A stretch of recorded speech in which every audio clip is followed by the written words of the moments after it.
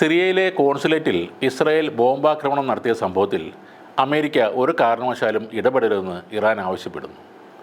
ഈ സംഭവത്തിൽ യുദ്ധത്തിന് തയ്യാറാണെന്ന് ഇറാൻ്റെ പിന്തുണയുള്ള ഹിസ്ബുള്ള ഗ്രൂപ്പും അറിയിച്ചു കഴിഞ്ഞു. അമേരിക്കയോട് ഇസ്രായേൽ പ്രധാനമന്ത്രിയായ ബെഞ്ചമിൻ നെതന്യാഹുവിൻ്റെ കെണിയിൽ വീഴരുതെന്ന് ഇറാൻ്റെ രാഷ്ട്രീയകാര്യ deputy chief of staff Mohammad ജംഷീദിയാണ് മുന്നറിയിപ്പ് നൽകിയത്.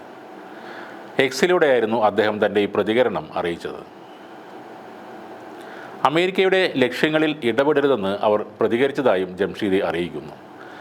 എന്നാൽ US ഭരണകൂടത്തിന് ഇറാൻ അയച്ചെന്ന് അവകാശപ്പെടുന്ന ഈ സന്ദേശത്തിന് അമേരിക്ക ഇതുവരെ മറുപടി നൽകിയിട്ടില്ല.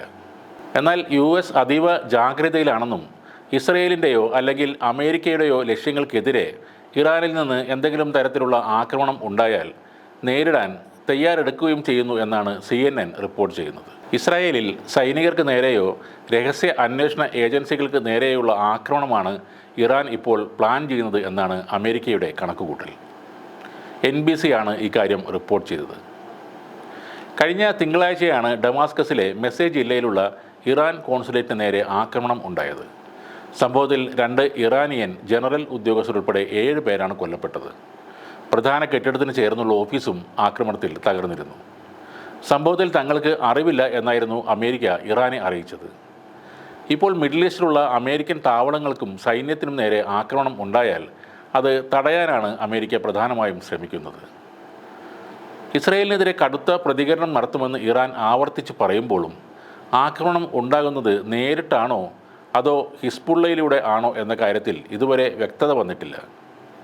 ഇറാൻ്റെ പിന്തുണയുള്ള ഹമാസ് ഗാസയിൽ നടത്തുന്ന തിരിച്ചടിക്കും ഇറാൻ്റെ ഭാഗത്തു നിന്നുള്ള ഭീഷണികൾക്കുമുള്ള മറുപടിയായാണ് കോൺസുലേറ്റ് ആക്രമണം എന്നാണ് വിലയിരുത്തുന്നത്.